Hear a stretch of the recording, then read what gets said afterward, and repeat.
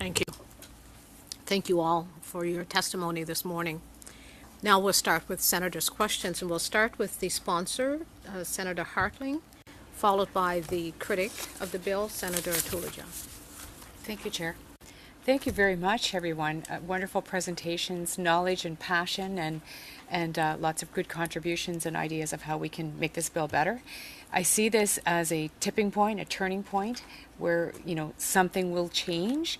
But I appreciate the great suggestions that we can look at to see how we can do that, and particularly the Canadian human rights suggestions. Those we've heard, and they're very firm, and they sound like there's things that we can certainly look at. But I guess the consultations will continue, and I'm sorry that you didn't feel consulted enough, and I agree that needs to continue, and they will continue in the regulation, so I hope that your voice will be there for sure. But I'm just wondering, I know that we can get the bill and we can do all the things we need, have the definitions and the competent people and all those processes. What do you think we need to do to change the culture around this very serious issue in Canada? And anybody who wants to jump in can.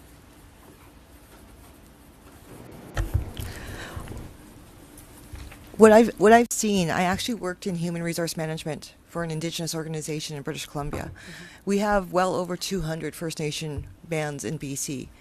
We have perhaps 6 certified human resource practitioners, and we have fewer people who work in the OHS. So to find someone who can understand the Indigenous community, especially from a gender perspective, is almost impossible. So we need to make sure that there's training made available. There needs to be schools that understand that the issues for an Indigenous community are different from those from a union community versus that of a non-union community. And the women that are working in a number of government agencies, First Nation agencies, it's sad, but we have our own little electronic smoke signal that warns us when we're meeting with certain people that you do not be in a room alone with those individuals. That's how we're currently working right now. Thank you. Okay, thank you very much. Anybody else?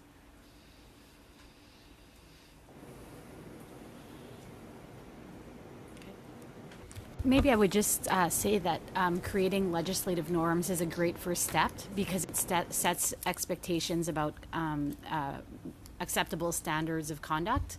And it shows what is expected of an employee, and especially with a rights-based approach, it empowers victims and survivors to come forward. And if you use a rights-based approach with procedural fairness, victims and survivors will feel more empowered to come forward and emboldened to and trust the process and trust that they won't be, for example, victims of retaliation, which is what we see in other processes. So having a transparent, rights-based process is very important because it sets expected standards of conduct, but also creates trust for victims of harassment to come forward. Thank you. Maybe I'll just add a comment about social norm change, because what we're actually talking about is social norm change. And this requires long-term commitment, it requires staying the course, and it requires financing. So leadership is the starting point. It must continue, but the financing must also be there, and this has to be understood to be a long-term, multifaceted process. And I would just reiterate my colleague Anne's recommendation that, the law is one critical aspect. It's certainly not the only aspect, but having that legislative framework and having those human rights norms and standards come to life is one important and necessary portion of how we go about social norm change. Thank you. Thank you. We'll go on to Senator Tulija. Thank you, Chair. I thank all of you for your testimony this morning. Just to follow up on Senator Hartling said, well, I asked the minister about the consultation process and if any, what organizations were consulted, and she said she'd provide me a list. Was any of your organizations consulted? Was there? No. I'm asking all of you, were any of you consulted in the process of drafting this bill? Because the minister indicated that there was extensive consultations done, and like Senator Hartling said, it will continue. So were any of you any of your organizations consulted? Not in the initial drafting of the bill. Null was not consulted, but we did, of course, appear before the HUMA committee at a later stage. Thank you. And the same for you, Madam Chair. Yes, that'd be the same with the Native Women's Association of Canada.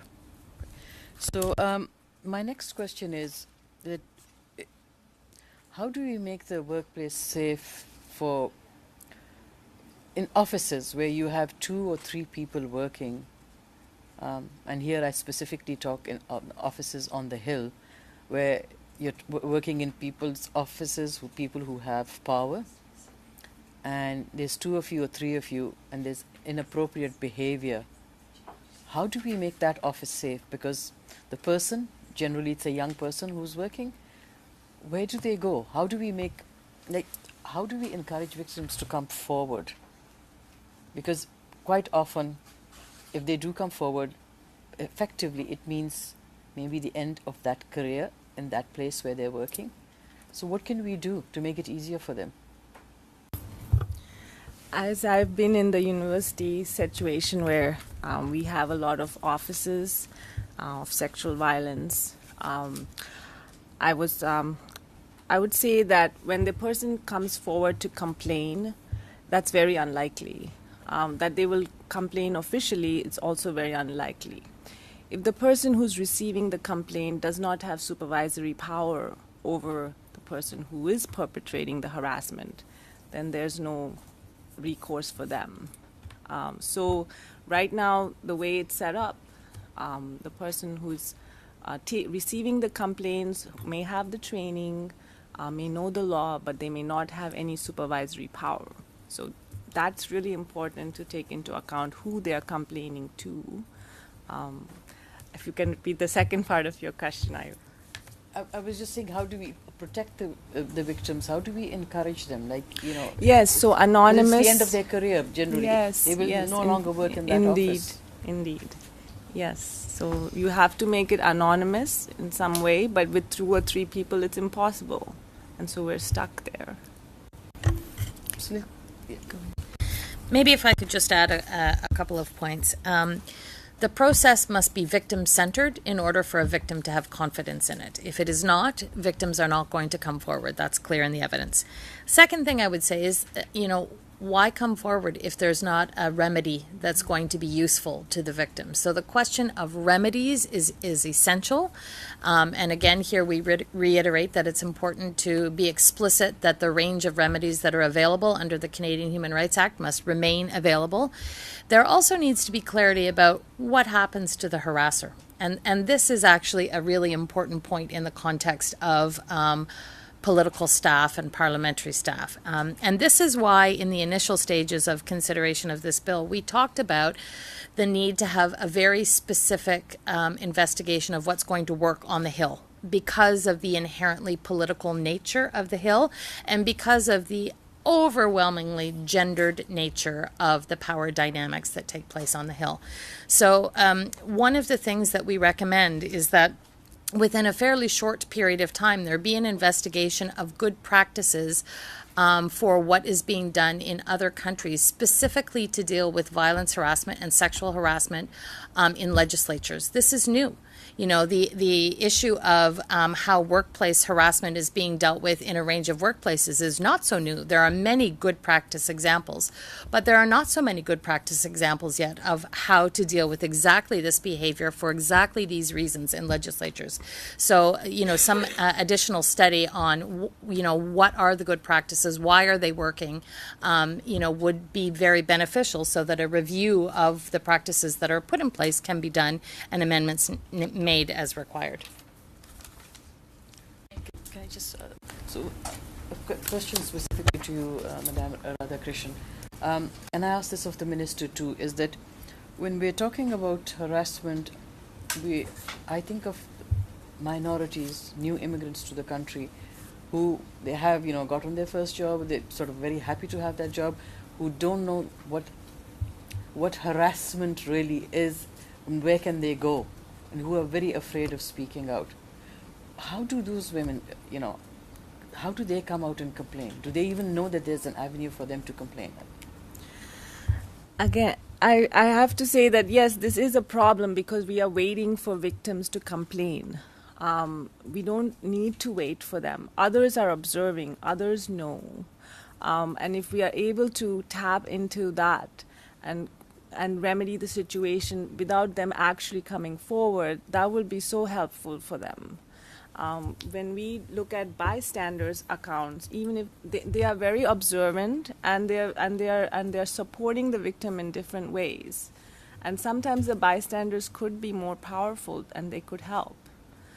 So the total reliance on the victim is again a cultural aspect of how we're dealing with this. So we have to trust that the work unit itself, or that people that they have confided in, can also be reliable witnesses, and we can trust their voices as well. Thank you, Chair. Followed by Senator Pate.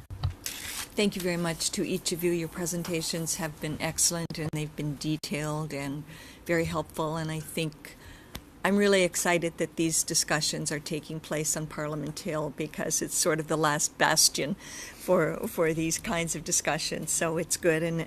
But as the minister appeared before us yesterday, and she said, legislation is not going to solve the whole problem. We've got to make changes.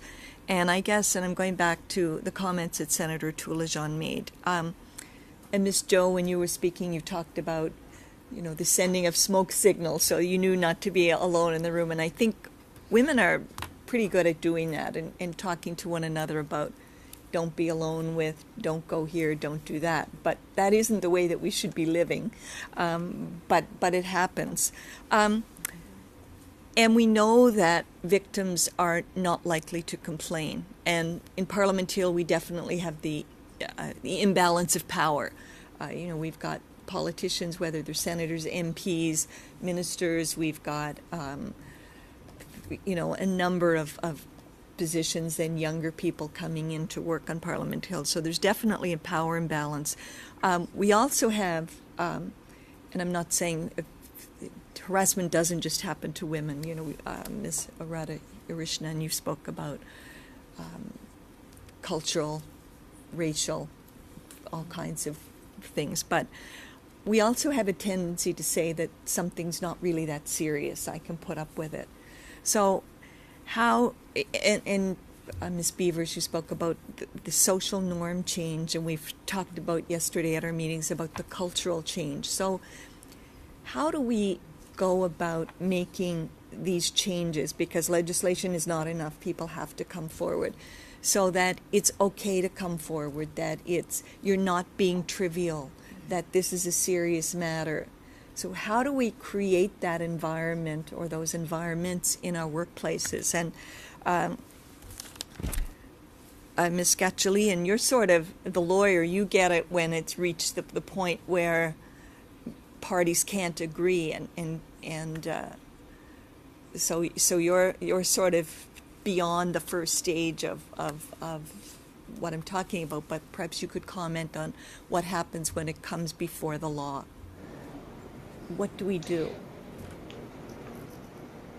If I may, Senator, I think you're asking if what other recourse other than through complaint and investigation mechanisms can we look to create the societal change and workplace culture change that is needed. And I do really think that there's a lot of promise in bystander intervention training. I was involved in a Canadian Bar Association Women's Forum podcast called Not Just a Bystander that was launched in March of 2017. And I think the idea there is, drawing upon the last speaker's comments, is that the burden of disclosing workplace misconduct should not fall on the direct targets or victims of that misconduct because they are the most vulnerable and are unlikely to complain. I think we need to make it clear, both through public education and in policies and in workplace training, that even in the absence of a formal complaint, and this accords with best practices in workplaces, that even in the absence of a formal complaint, if the employer becomes aware that there is a problem with harassment, whether it be sexual harassment or other harassment in the workplace, they are obligated to inquire into and investigate that complaint. Also, it should be made clear in training, in public education, and policies that witnesses to harassment and violence, that is bystanders, are entitled to complain. That they are victims of poisoned work environments as well when they witness the harassment and violence perpetrated against their co-workers.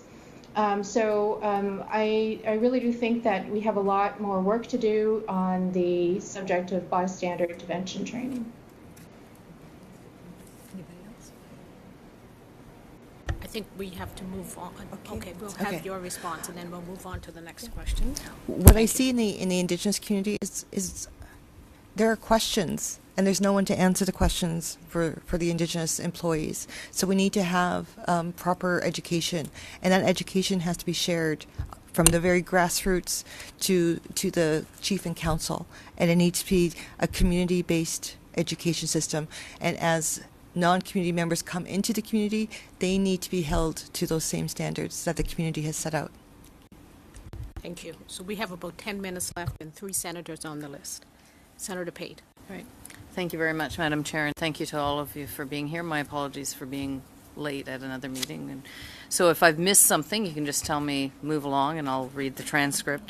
But I'm curious, particular Ms. Beavers and Ms. Levesque, and well, all of you, but given your evidence you put forth at the in the other place and also here and your submissions, there's been lots of talk about the need to have some particular amendments, and there, particularly at this time of year, there's huge pressure to not make those amendments and just to get this legislation through because it's better than nothing.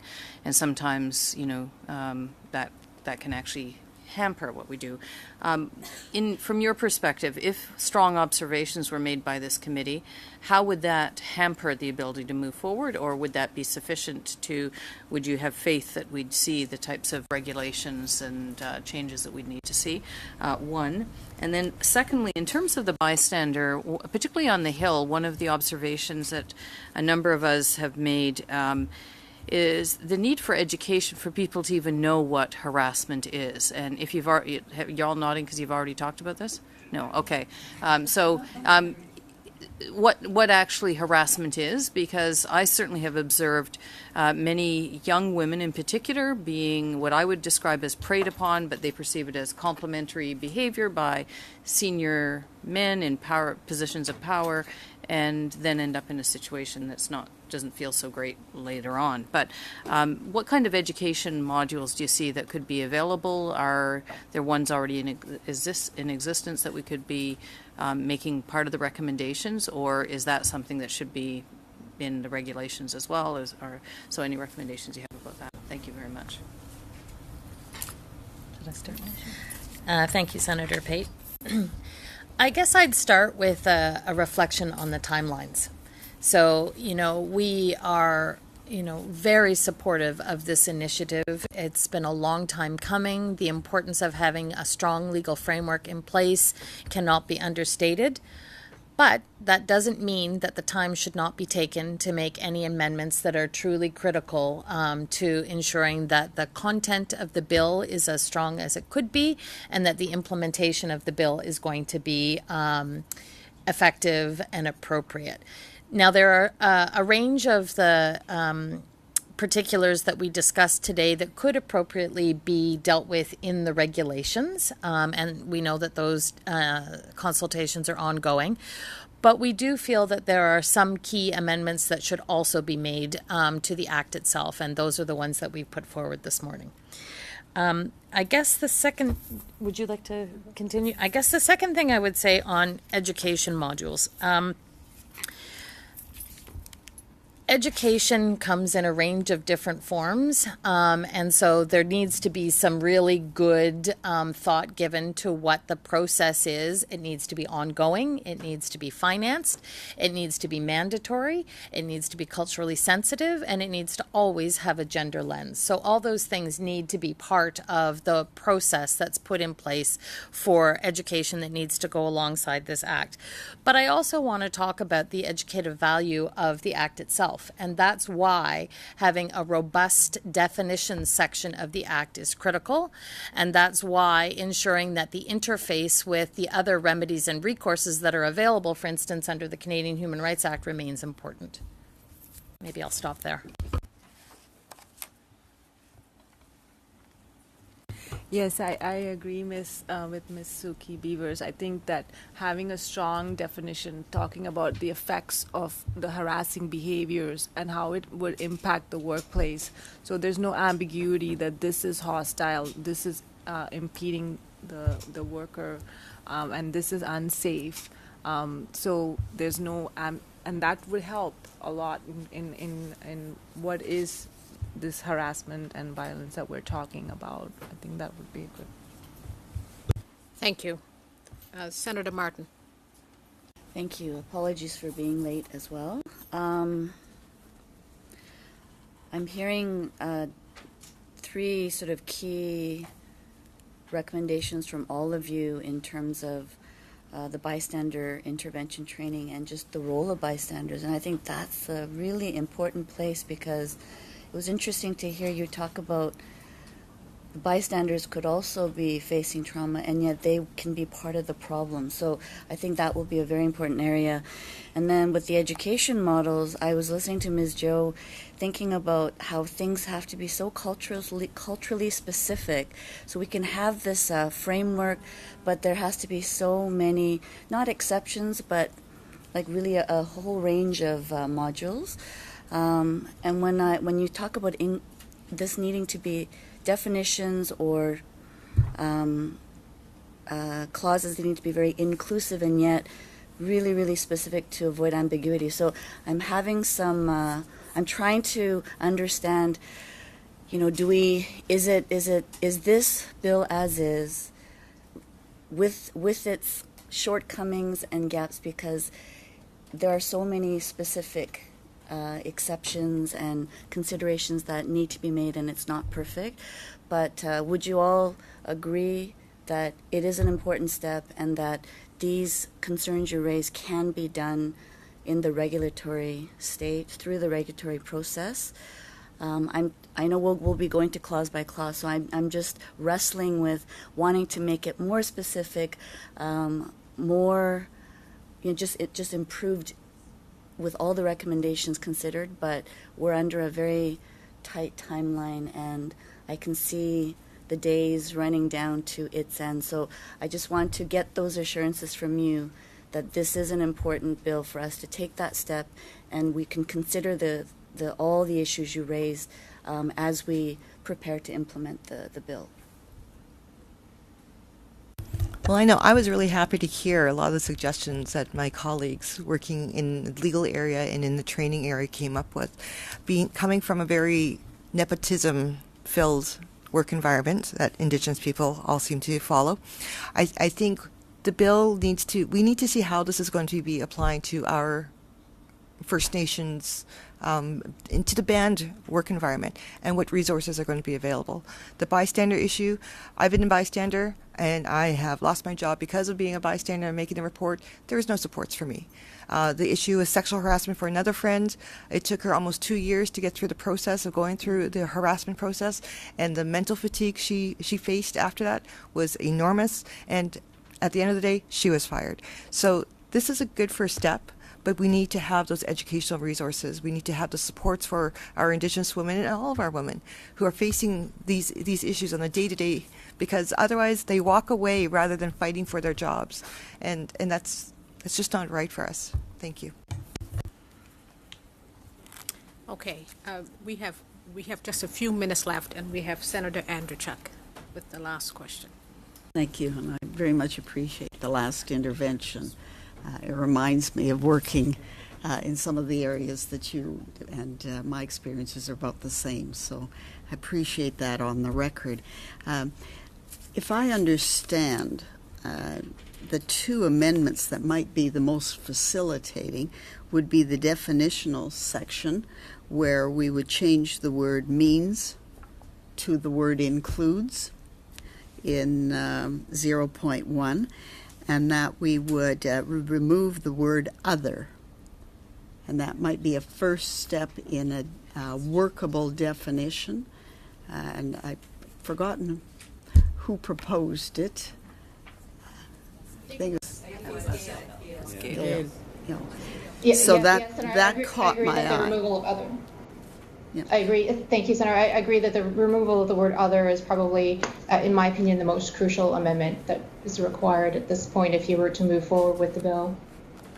The other, would it be the adding a clause, and I haven't looked at it from this perspective and unfortunately missed one session due to the chamber sitting, to make it clear that nothing in this bill takes away from the rights in the Human Rights Commission and the process. So if those two would be the two issues that you would put top priority on to start. The others seem more process, that might be regulation, that might need more testing. But it seemed to me those popped out from a legal perspective. Do you care to comment on that?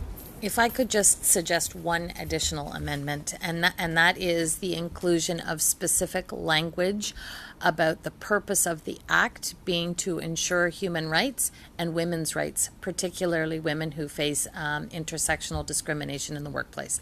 So the two pieces are to acknowledge the right to a workplace free of violence, harassment, and sexual harassment, and to include in the purposes of the act advancing gender equality and women's empowerment, and that's for women in all their diversity, so recognizing intersectional discrimination. And if I do have just a moment, I need a little clarification when you talked about domestic violence and how it translates into the workplace. I didn't quite understand. I think you have to be sensitive to what people live at home when they bring it to the office and vice versa. So I wasn't quite sure where you were heading with that. Yeah, so under the Ontario Occupational Health and Safety Act, there is a positive obligation on employers to, when they become aware or ought to reasonably become aware that there's domestic violence is occurring and that it's likely to expose a worker to physical injury in the workplace, that there's a duty for the employer to respond. So as a feminist organization, we think it's a positive development in the law and recognizing, the public-private dichotomy that often shields domestic violence from scrutiny and protects and recognizes the form of violence to which women are most commonly exposed to. So to the extent that domestic violence can impact a worker in the workplace, that the employer cannot just turn a blind eye to that and has a positive obligation to respond, we think would be a very positive addition to the legislation and make it more inclusive of women's experiences. Thank you. Thank you all very much. I wish we had more time for this panel, but we don't. So I do want to thank you all for your time this morning, and we have heard what you've shared. So thank you. We are going to suspend